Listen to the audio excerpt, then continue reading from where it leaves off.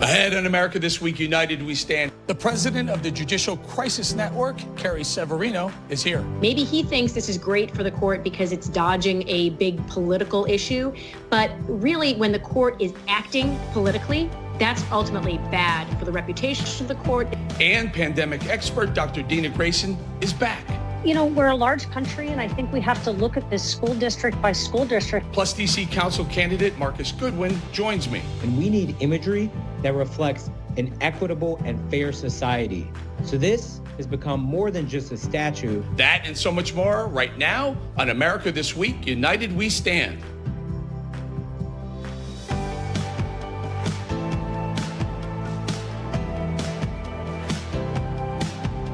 Welcome to America This Week, United We Stand. I'm Eric Bolling. The past few weeks have been a whirlwind. Several states have paused their reopening efforts due to a surge of coronavirus cases, and protests in the streets calling for police reform are still going full steam. Protesters continue to topple Confederate statues across the country. And after a series of Supreme Court rulings, can the president still make the high court a campaign talking point? Earlier this week, I spoke with President Trump in an exclusive interview. Take a listen. What is Donald Trump's second term? What's the main focus for that? Well, I didn't hear anybody was upset with it, but I will tell you it's very simple. We're going to make America great again. We are doing things that nobody could have done. We've rebuilt the military. We have a ways to go. We've done things for the vets like nobody's ever seen. We can do even more. We did choice, as you know. We did accountability. What we've done, nobody's been able to do. But we have more to do. Economic development, jobs, trade deals. The trade deals I've made are incredible. We made the great deal with China. Of course, as I said, the ink wasn't dry before we got hit with the China plague. But we made the deal. In fact, today is really the first official day. The USMCA, that's Mexico and Canada. This was NAFTA, one of the worst deals ever made, one of the worst trade deals. We suffered with that deal for many, many years, and nobody could terminate it. I terminated it, gave you a new deal. I made a new deal with South Korea. We have many great trade deals. Our country will be so strong at the end of our first term. It's going to be great. It would have been phenomenal. We got hit with the plague. At the end of the second term, it's going to be at a level that nobody will have ever seen a country. We're doing it, whether it's trade, whether it's military, all made in the USA. So important, made in the USA. One thing very important, we got to bring back our manufacturing, and I brought it back very big, but we have to make our own pharmaceutical products, our own drugs, prescription drugs. We have to make our own things. We're doing it now with steel. We're doing it now with a lot of different products. I've done that, but we can do it with a lot more. We want to build our own ships. We don't want to send out to other countries to build ships. So we have a lot of things we can do. We've done a lot, but we have a lot of things we can do. Always good to remind the American public what you've done in the first 3.5 years and continue. Well, you know, they say, everybody says it, and nobody even disputes it. In the history of our country, nobody has done more than I have in the first 3.5 years. And it's been really positive stuff. And we did get artificially hit by this horrible thing that came in from China. But that's now, you see what's going on. The stock market is getting close to a record. We have some great things. People with 401ks are getting to be very, very happy, very, very happy. I think we're going to do a fantastic job. The Supreme Court has made several landmark decisions in recent days on everything from abortion to DACA. I spoke with the president of the Judicial Crisis Network, Carrie Severino, about these decisions and one particular justice. Watch. Let's talk about the makeup of the court. Is John Roberts a liberal or a conservative?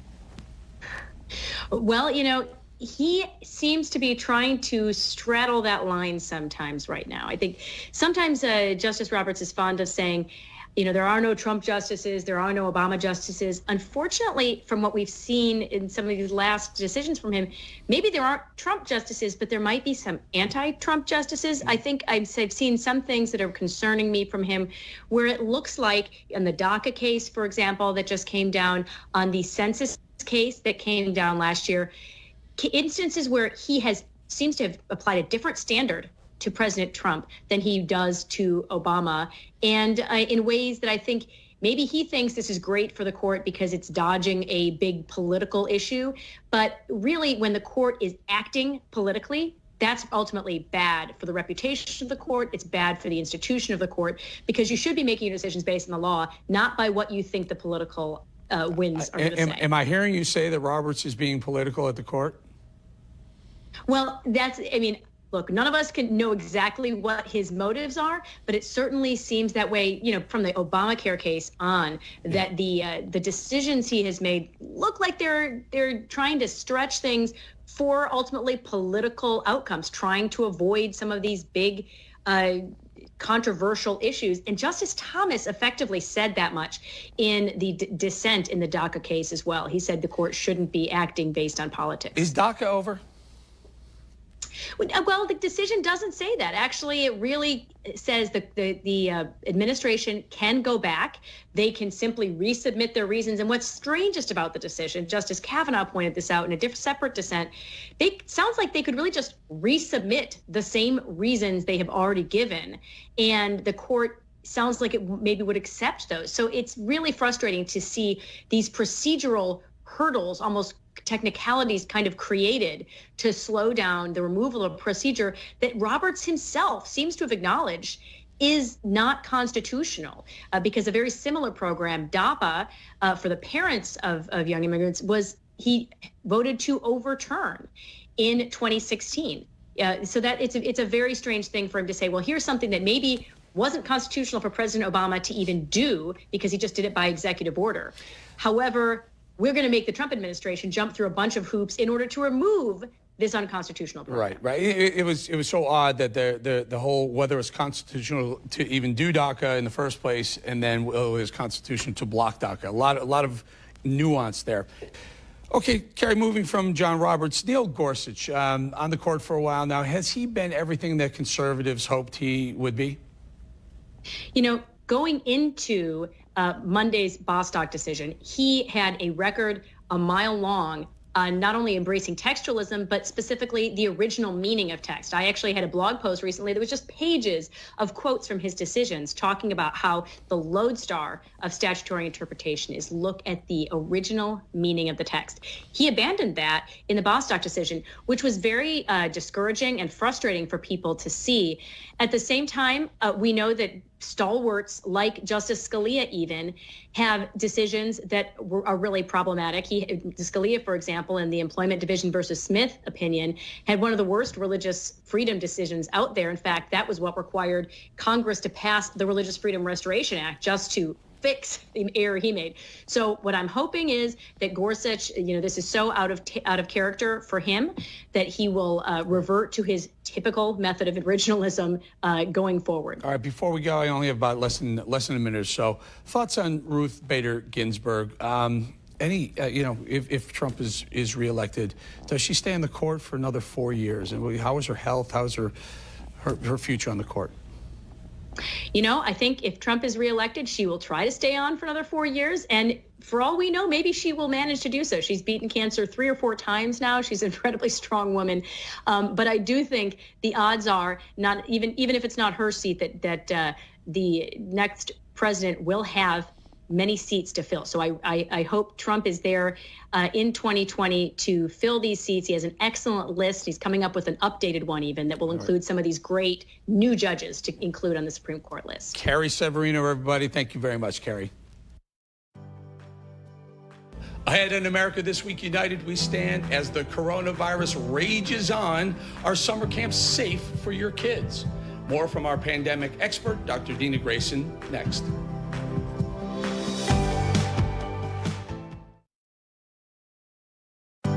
United we stand, we never fall. This perilous fight, it takes one and all.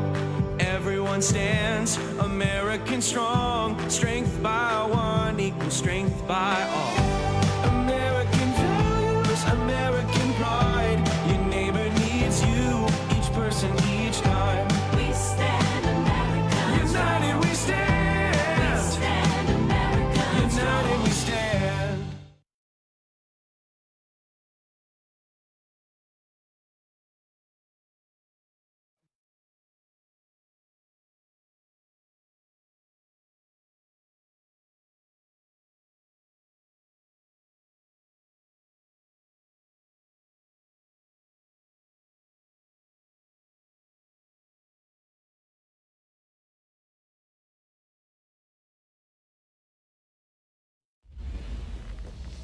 As states reopen, coronavirus cases are on the rise. We're now in the summer season. Some parents are wondering what activities are safe for kids to participate in and what they shouldn't be doing. Joining me now to weigh in is our favorite pandemic expert, Dr. Dena Grayson. Another thing you never thought you'd say in 2019, our favorite pandemic expert, Dr. Dena Grayson, is back. Doctor, let's start. Summer camps, safe, not safe? Oh boy! First of all, it's great to be someone's favorite. Okay, not the great circumstances here.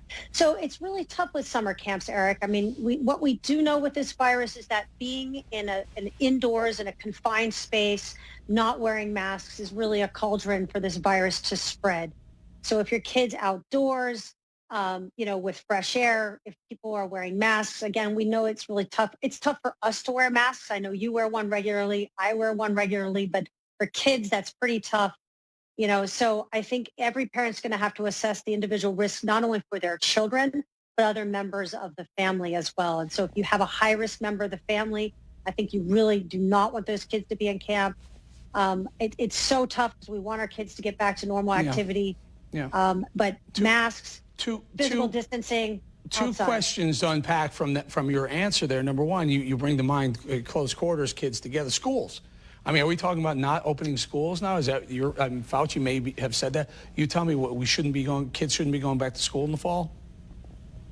So Eric, we're a large country, and I think we have to look at this school district by school district and really almost school by school and look at, first of all, what are the number of cases? Is there really a hot zone in that place?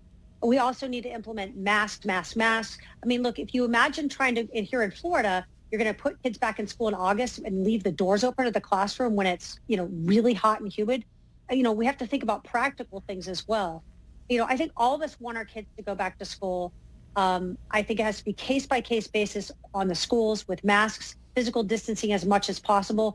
And I think what some school districts are doing is really making it voluntary for kids to have distance learning, which should hopefully decrease the number of kids at the physical school, so you can allow kids to be more separate from one another compared to other families where they really need their kids to go to school. Doc, how are we ever going to get to herd immunity if at least our most healthy groups, the young kids, are the least likely to die or get severely injured from COVID-19? If we're so careful not to let them get it and get in contact with each other, we're never going to achieve herd immunity. Well, I wouldn't say never, Eric. I mean, we know that the safest way to get to herd immunity, of course, is a vaccine. And look, I think if the kids were going to school in isolation and there weren't adults there at risk and family members who are at risk, then, there would be some point to that. But the reality is that we know that when kids go to school, we have teachers, administrators, and other support staff at the schools who are older, who have risk factors potentially for the virus, and then they're going home to, their families with caretakers who are older and have risk factors. So we have to consider that aspect as well. So again, I don't think this is a one size fits all, not even within a state, not even within a specific school district. What we've seen, for example, in Europe is they've reopened schools, and then as soon as they see some cases at one school, then they shut that school down for a period of time to let that hot spot cool off, and then physically allow the kids to go back to school. So I think that's something we can look at. And again, having these kids wear masks. I hate to do this, and I hate to ask this question. Are we supposed to leave grandma and grandpa out of these events, out of the family get-togethers, out of the summer activities? Do we? And if they're there, do we have to put them behind a rope over there and keep them, make sure no one interacts with them? Well, Eric, I think unfortunately, this is one of those sad situations where, my older relatives, I haven't been able to see physically. And I'm sure that's the same for a lot of folks watching the show. And, we've had cases of those of COVID in and around our family. I try to be super cautious of the people I interact with. And the reality is if you really have older loved ones, the best thing you can do to protect them is to remain physically distant. What I have seen some folks do is get outside. Everyone's wearing masks where they're physically separate, but they're still able to see the person and talk to them, but they aren't hugging them. But at least they're able to not be in the same room, whatever, but in the same backyard. I think you could consider something like that. But we've got to protect our most vulnerable here. I had a interview with the president. And I asked him, see this nice, nifty, cool mask? It says, like, Trump over there. I said, Mr. President, what is it with the mask? Why won't you wear one? He actually said, he broke some news. He said he's not against wearing masks. So I guess maybe Dr. Dena may be getting through to the President of the United States. Dr. Dena, Grayson, everybody, thank you so much for your time. Thanks for having me, Eric. Coming up on America This Week, United We Stand, some say this statue of Abraham Lincoln needs to go. The man behind the petition to take it down joins me next. But first, the calls keep pouring in from around the nation by the hundreds. We're listening and we hear you. Call 888-601-0032. That call is toll-free. People are angry. People are frustrated. And some are sad. Some are listening to each other, just trying to understand both sides and come together. Main question is, where's the common sense? I'm just beside myself with the lack of common sense and the garbage that's going on. I think you do try to give fair reporting, even though you're on the right and even though you're a Trump supporter, which I am not. I appreciate the fact that you said you believe in BLM. I appreciate the fact that you say numerous times you're not a racist. So even though we're on different sides of the political fence, I appreciate the fact that you do try to give fair reporting. I've said it 1,000 times, but that's what I try to do each and every week on this show. Now here's that number again, 888-601-0032. Again, it's 100% toll-free. You can also find even more content on my website, ericbolling.com, also 100% free. Keep calling. I promise I'll keep working to make sure they hear you too.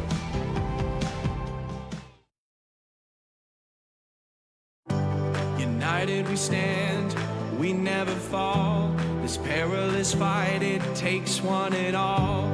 Everyone stands, American strong. Strength by one equals strength by all. American values, American pride. Your neighbor needs you, each person, each time. We stand American strong. United we stand. We stand American strong. City by city, state by state, town by town, stand American great. Everyone stands American strong. When strength by one equals strength by all. American values, American pride. Your neighbor needs you, each person, each time. We stand American United strong. we stand. We stand American strong. United we stand.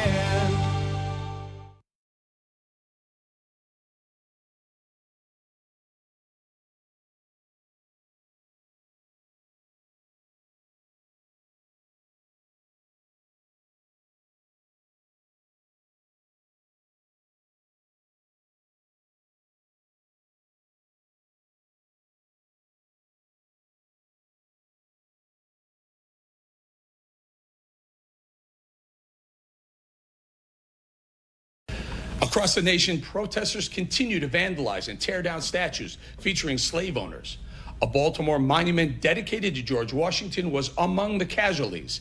Dan Lamparello from Sinclair's WBFF brings us the community's reaction.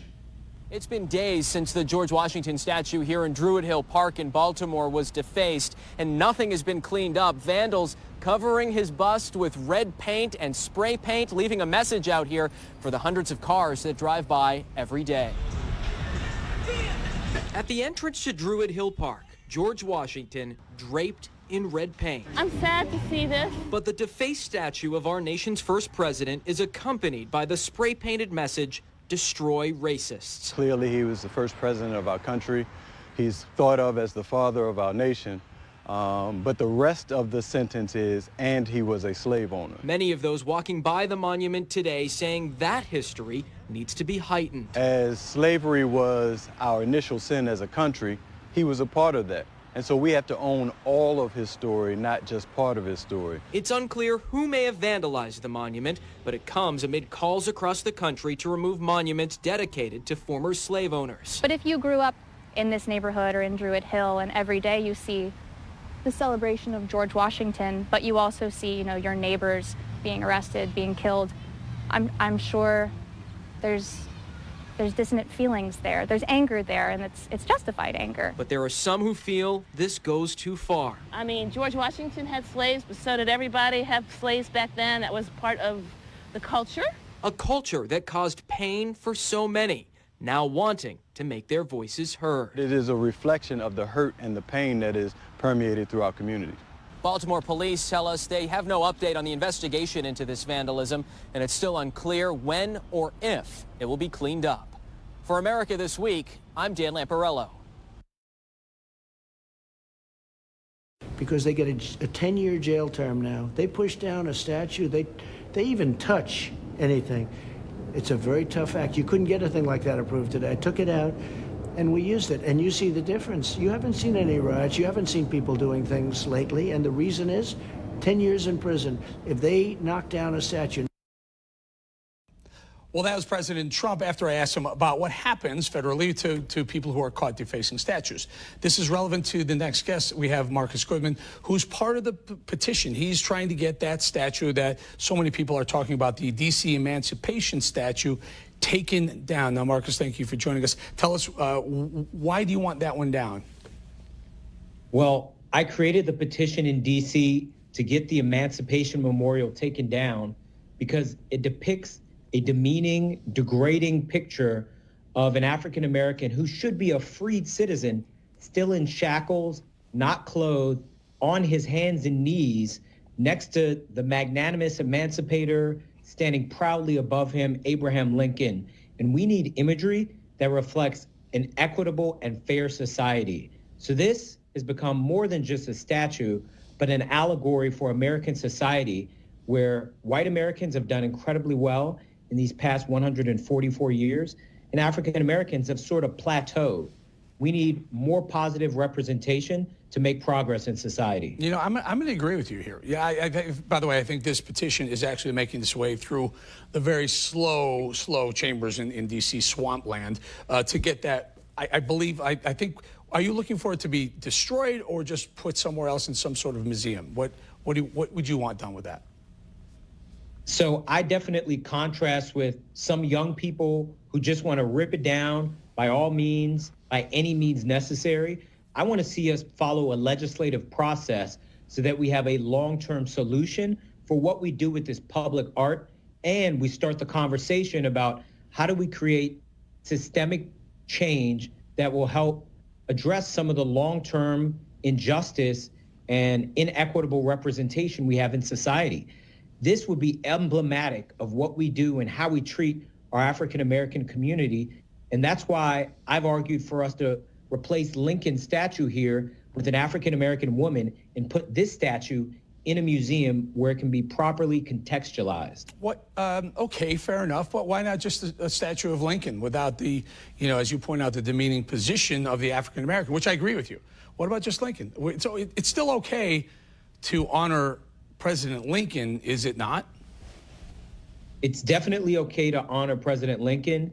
I'm not going to advocate for whether or not he was pure in his intentions in passing the Emancipation Proclamation. He's a monumental president. Marcus, I'm not a historian nor a history scholar, but I will tell you one thing I do know. And he was the reason behind the Emancipation Proclamation. He was the one who pushed for ridding America of slavery and was willing to go to war over it. Not pure intent in his heart? So that was actually questioned by his contemporary, Frederick Douglass. So I'm not going to argue with you over whether or not we think that he was a perfect person, because certainly no one is. And I do think he's worth having a memorial. The Lincoln Memorial is one of the most visited in Washington by people from around the world. But I do know that there are 770 statues and monuments of humans in the District of Columbia, and there's only one African-American woman, which represents gross underrepresentation, where in Washington, D.C., African-Americans are the largest demographic group. So here's an opportunity for us to make things a little fairer. I don't disagree with that. And I've always said police forces, everything should represent the demographics of the community it represents. In other words, if African Americans are 50% in D.C. or 13% in America, then they should also be that mix should happen in police forces, and as you point out, in even going down as this rabbit hole of statues, it should be commensurate. I don't disagree with you. If a statue that's offensive doesn't come down, if it's not legally coming down, should it be okay to pull it down? Well, I've created a legislative process, and our elected leaders have been slow to respond. So if they don't do it the legislative way and they don't do it quickly, young people are going to do what young people do. They're going to act pretty rashly, and we're going to have to step up and respond. So I'm happy that this petition is Finish that thought. We are going to have to step up and respond. How? We're going to have to step up and respond the same way Boston has, because yesterday the Boston City Arts Commission has agreed that we should remove a replica of our statue in Washington. So I would hope we would be as progressive as Boston, at least.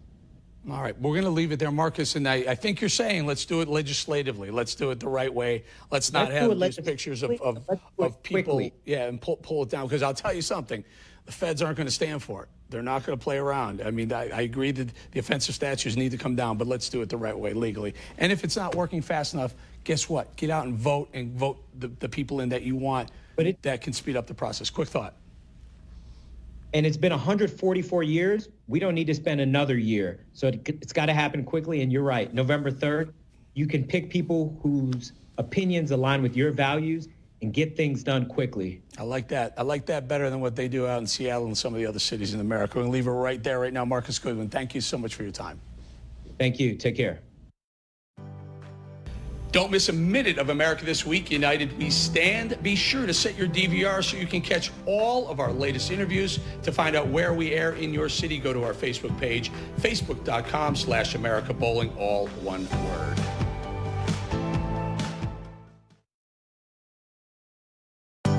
United we stand, we never fall. This perilous fight, it takes one and all. Everyone stands, American strong. Strength by one equals strength by all. American values, American pride. Your neighbor needs you, each person, each time. We stand, America. United we stand. We stand, America. United we stand.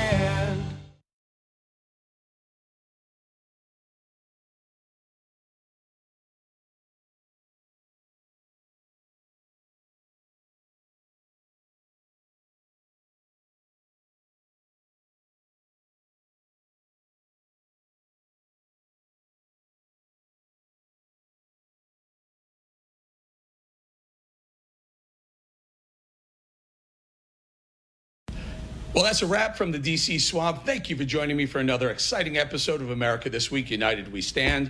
This weekend is the 4th of July, the celebration of America's independence and freedoms. While the holiday may look a little different this year due to COVID-19, it's still not the same without a fantastic fireworks display. Tonight, we leave you with images of the celebration at the National Mall from years past. Have a happy and safe 4th of July, everybody. See you all next week.